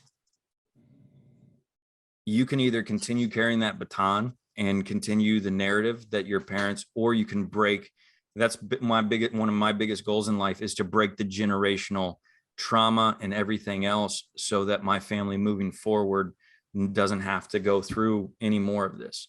And if you can tell yourself that when you get to the fight or flight, or you're beating yourself up, and you can realize, like, stop, like, I'm doing an amazing thing for myself and for the generational trauma. And even this conversation, I feel like we opened up like all the gunk to come back to like the center of the heart and expression and, you know, true success, if you want to say so.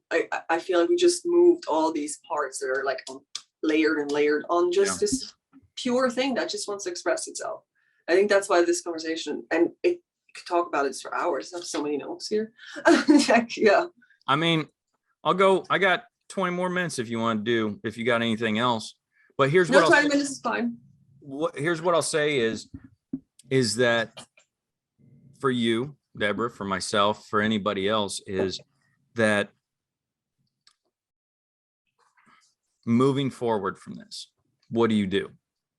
Number one, you can do the exercise where you think about the thing that scares you. And you don't have to do the thing that scares you the most. You can do something that makes you a little nervous and practice the breathing exercise. So that's one. And then work your way up to the bigger stuff. The other thing is to, there's always therapy. That's one. Or, you know, a mentor or anything like that. The other thing is to actually schedule and prioritize and do it. And this is one thing, is like people, including myself, go, oh, I don't have time. It's not that you don't have time. It's not a priority. You do it. What do you mean by it? Whatever it is, like if writing a play or doing a scene and putting yourself on camera and posting on Instagram scares you. The promise to yourself. Jump in the pool. Yeah, the promise is to yourself, and just do it. To, like, me, it's my positive side of my ego. I do it like, oh, even when my ego goes, you can't do that, I'm like, watch me. You know, I do it as a fuck you type thing. So so there's that side of it. You know, but also the biggest thing is you get to decide every day who you get to be, who you want to be. And the voice in your head, who's traditionally your parents, your culture, your society, all these other things, you get to decide if you listen to them or not. And to prove that, if you're focused on, if people do this all the time, they're on Instagram and they're sitting here doing this, and somebody could be literally talking in their ear and they go, oh, I'm sorry, what? And the person could be saying, hey, I got a check here for $1 million or whatever, but they're so wrapped up in their phone that they don't hear it. Goes to prove that we can block out the thing. We can literally put ourselves in these, places. And so you not only get to decide what you absorb, what you listen to, but you get to decide what your response is to that. Right. And so if the voice is going, you suck, you're not that good and everything, one thing you could do is go, well, I'm not worried about being good or not. I just want to do it just to do it. And again, take like the Tom Petty thing, you take away the end result or the goal oriented of it has to be this way. Then the ego, the voices, your parents have no leverage over what you're doing. You're going, well, that's fine. I'm not worried about failing or anything. I just want to try it out, Yeah. And I feel like all these voices and all that stuff that happens is already so much further ahead from what actually really is the issue. I think for me, I know I'm learning, like, it's because I'm afraid of not being part of the tribe. It's because I feel like I'm not going to be lovable. All this other stuff, I'm not working, not booking, that's already so much further ahead from the root cause that it's easier for me to go back to the root cause, because then once I really address that, this will all like take care of itself. So I feel like to cut through the bullshit, like, right.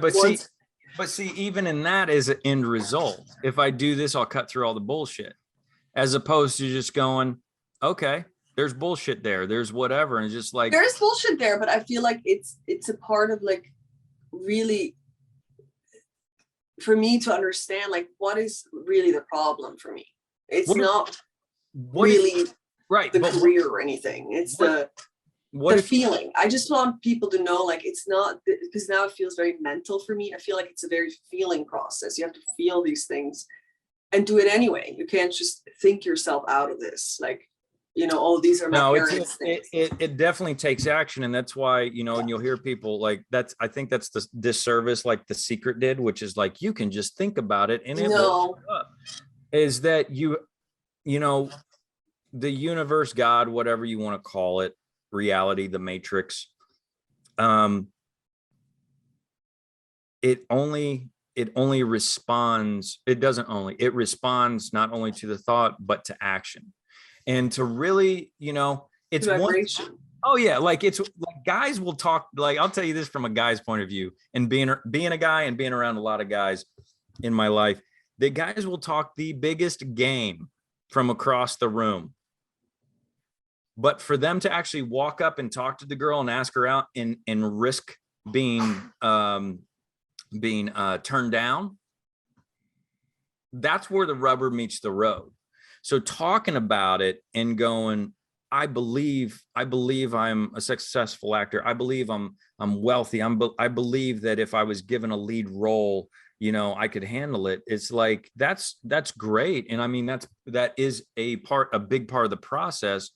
But what will not only solidify that belief system, but actually start building your confidence and building your faith, which then starts to attract the opportunities, is you actually doing it right, or find a writer who's written something and actually put together a project where you're the lead in it, and see what it takes to be the lead in a short film, in a feature film, in a series, and doing it, jumping in the pool will, it's that sink or swim.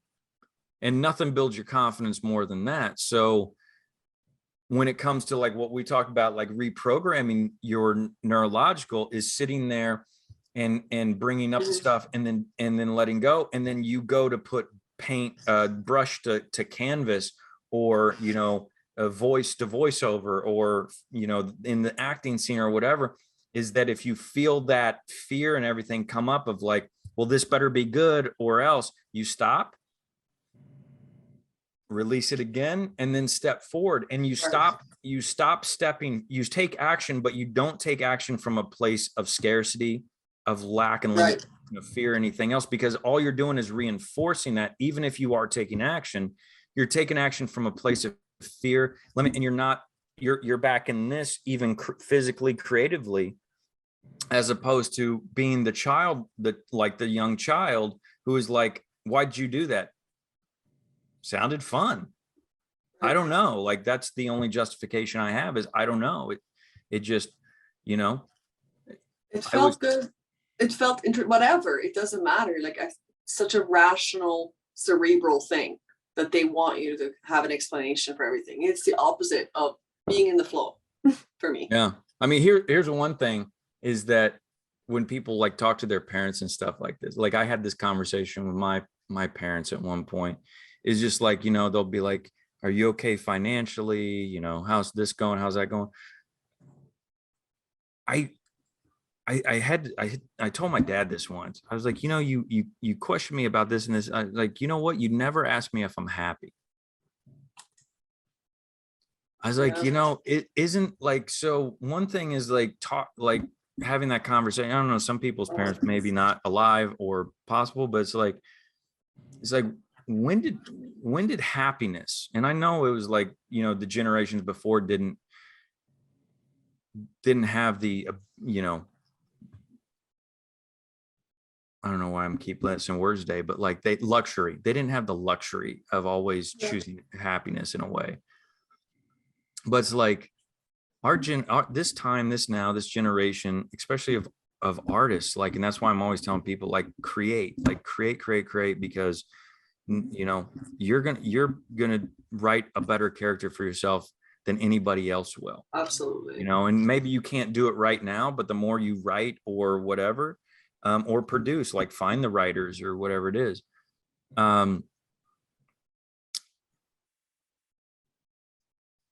I call us the bridge generation, because we're the bridge between the old way of thinking and the new way of thinking. And we're the ones that are having to really bridge those two generations and really, what's going to be the new thing. But, I was thinking about this the other day, is that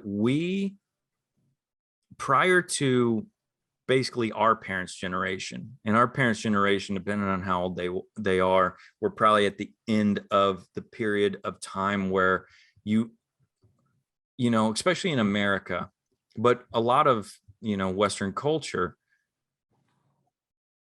is at a place in evolution of society that we actually get to choose luxury, and we get to choose things.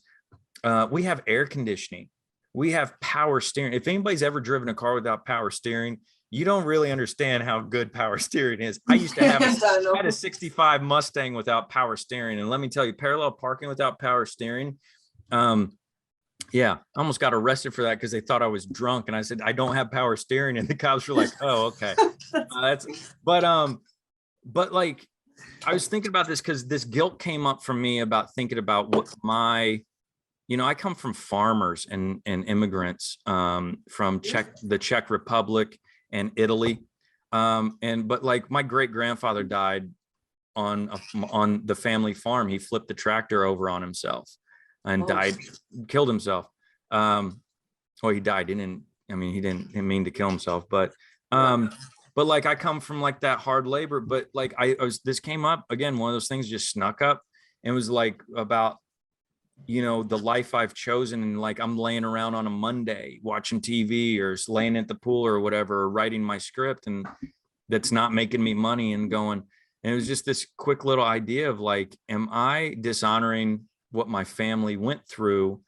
And by not like, whatever. And then right after that, this thought came through, is like, actually, they did all they did to provide, to create a world and situation where I could actually live this life. And I'd actually be doing them a disservice if I didn't live like and then I thought about like all that I'm going through now with educating myself and doing and doing all these things to And create sharing. a generational shift for my nieces and for my future kids and on down the line.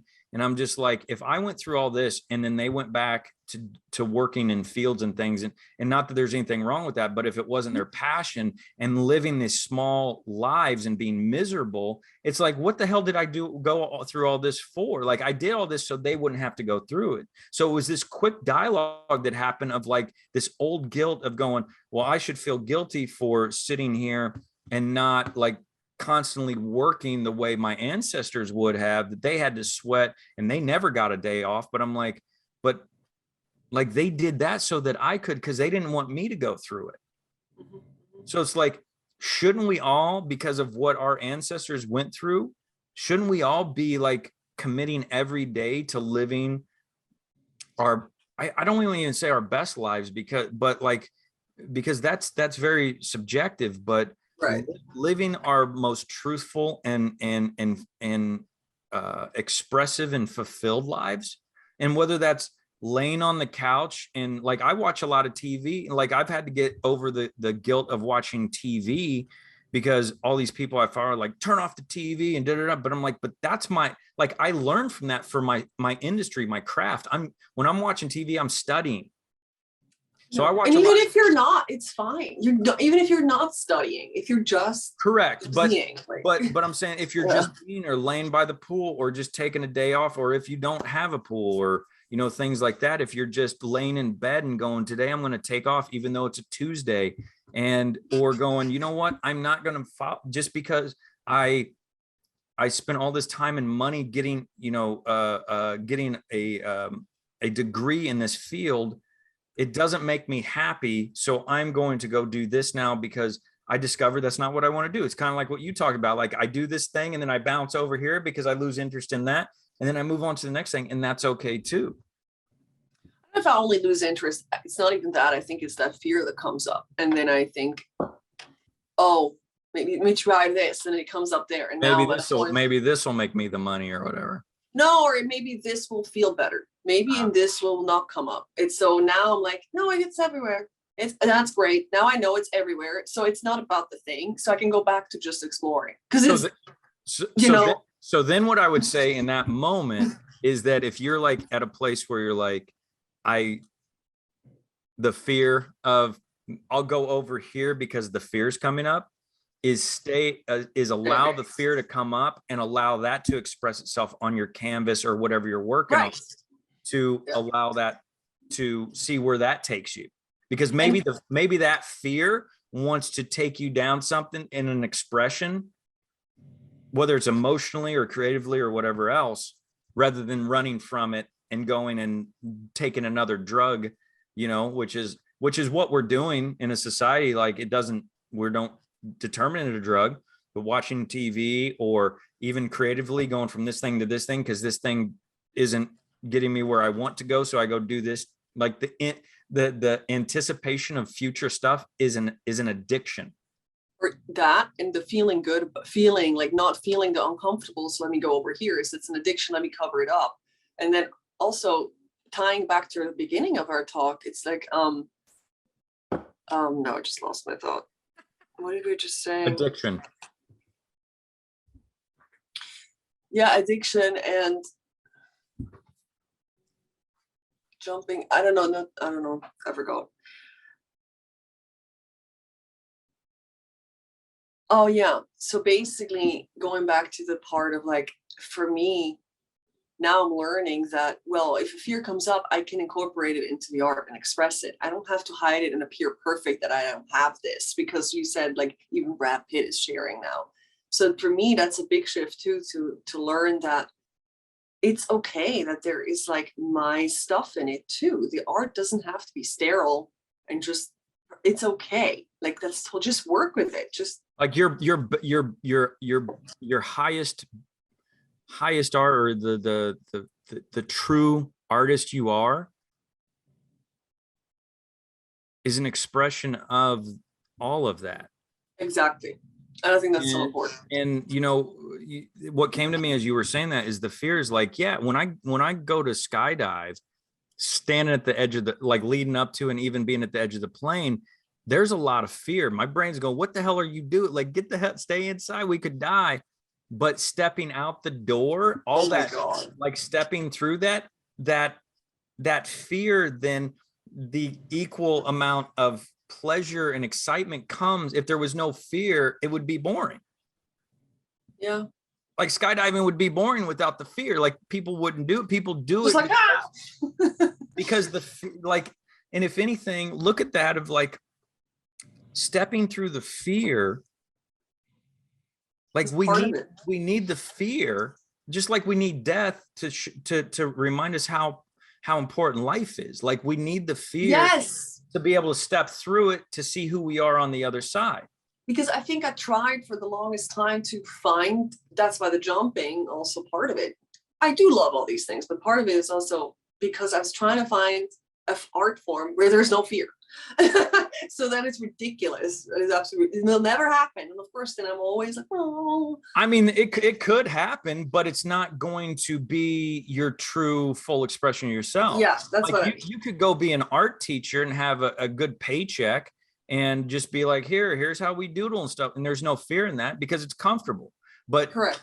What are you going to learn about? That's not what I really want. That's not what I really want. And I know a part of me knows that's what, so I know why I'm talking about this. If you embrace the fear as a partner and realize it's actually, it's revealing something about you, and it wants to show you something, and wants to go, hey, it's kind of like a coach that pushes you and says, see if you, see if you can push against my, my hand and whatever. And like you go beyond what you would have gone to on your own because of that resistance. Mm-hmm. So if we embrace fear and look at it as a companion, as a partner who's actually, to me, our biggest enemy is being comfortable and safe, because we don't grow in comfortable and safe. And not that we don't need comfortable and safe. Yeah, we all need breaks and to recover and need to be safe. But where we really discover our full potential and our true self is when we step into that unknown, which is the fear, which is the uncomfortableness. Which will bring up triggers. Like triggers are actually good pointers, because triggers, like you said, it's a companion. It's like, it's shining a light. Like, look at this. Yeah. Look at this. Cool. Yeah, I think that's a good thing to say at the end. Look at this, because that's really what it comes down to. Just look at it. It's okay. You're not dying. Or just allow and say, hey, this is what it is. It's part of me, and and that's okay. And as Kyle C says, and those of you should really check out his stuff, but because he's awesome. He started as a stand-up comedian and transitioned into stand-up therapy, and I don't know how he says it, but basically is like when something comes up, think of it like a child, like when fear comes up or anxiety or anything, we sit there and go, oh man, I don't want to be fear or whatever. Think of that like a 5-year-old child. Like if a 5-year-old child came up and said, I'm scared, would you say, oh, just go away? Like that kid's gonna. I mean, that's why was my experience as a kid growing up. That is why for me right now, I'm really reparenting myself. No, we're not allowed to have fear. Yeah. So if that fear comes up or anxiety comes up or insecurity comes up, instead of going, oh, I wish I wasn't insecure, I wish I wasn't in fear, you sit there and you look at it as a 5-year-old child and say, hey, you're insecure and I still love you. Right. Because really that's at the core of it. And what my epiphany was in this is that we need to be told, and our parents aren't going to do it, so we need to do it because we're on parent now. We need to be told that no matter how we feel, or no matter what happens, whether we fail, whether we succeed, whether we're insecure, whatever, you're still that's the true unconditional love. You don't have to do anything. I love my nieces unconditionally. And I know my sister is because she deals with them on day to day. She's like, I want to kill them sometimes. They're lunatics because they wear her out and stuff.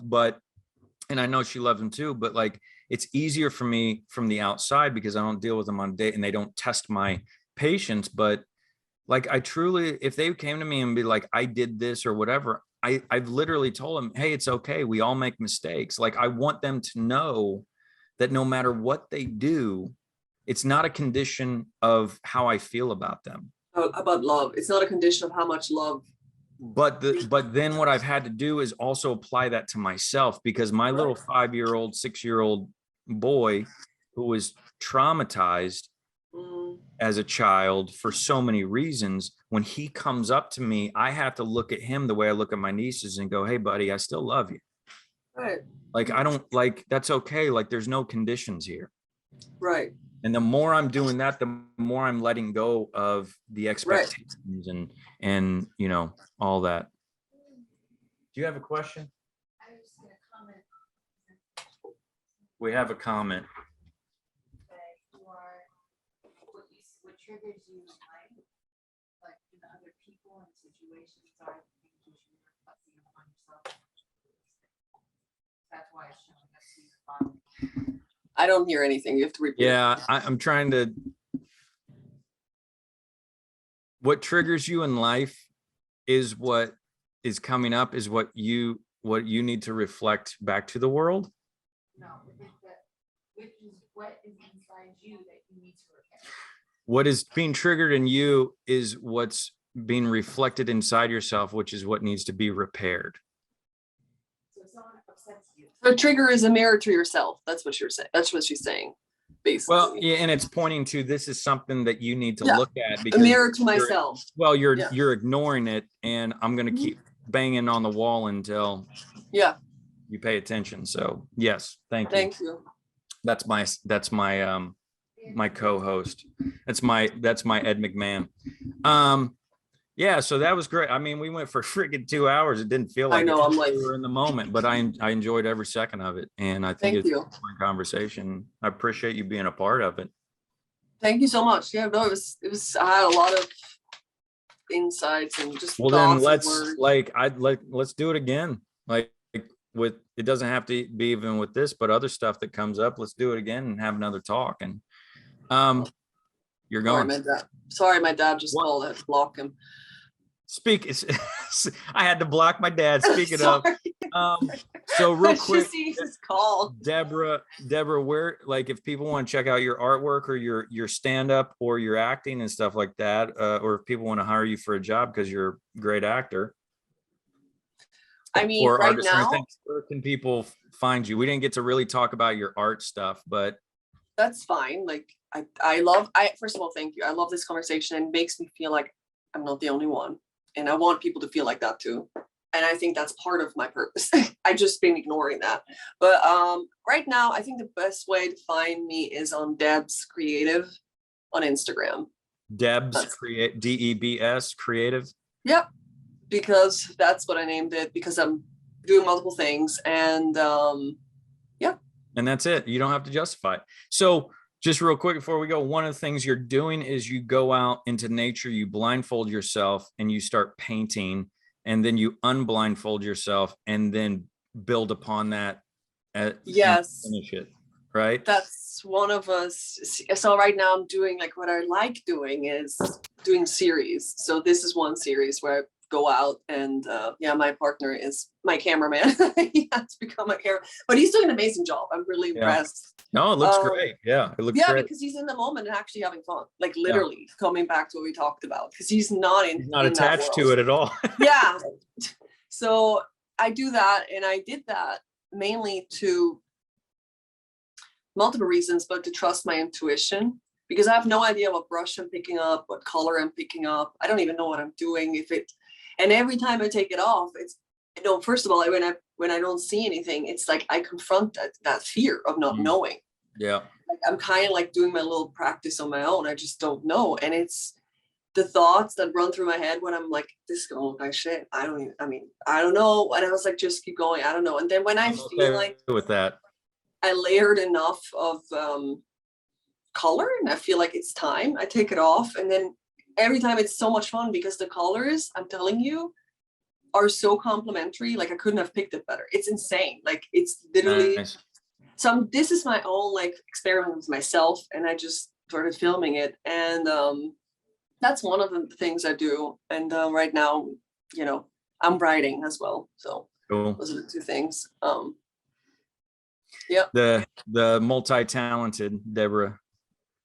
Yeah. Giannone. Giannone. Giannone. I always change. I've always changed it for over the years. So, well, I appreciate you taking the time out. This is a lot of fun. Thank you so much. Really, it was good, and really, so many good info. We'll hang on to it. We'll do it again. Okay, I will hang or on build to it. upon it. I might talk about this on my own channel too, like in my own way. Like this has been really inspiring. Yeah. Cool. Good. Yeah. Glad to. All right. Well, I appreciate you, my friend. Thank you, Brent. Bye. Talk to you later. Yeah. Bye. Bye.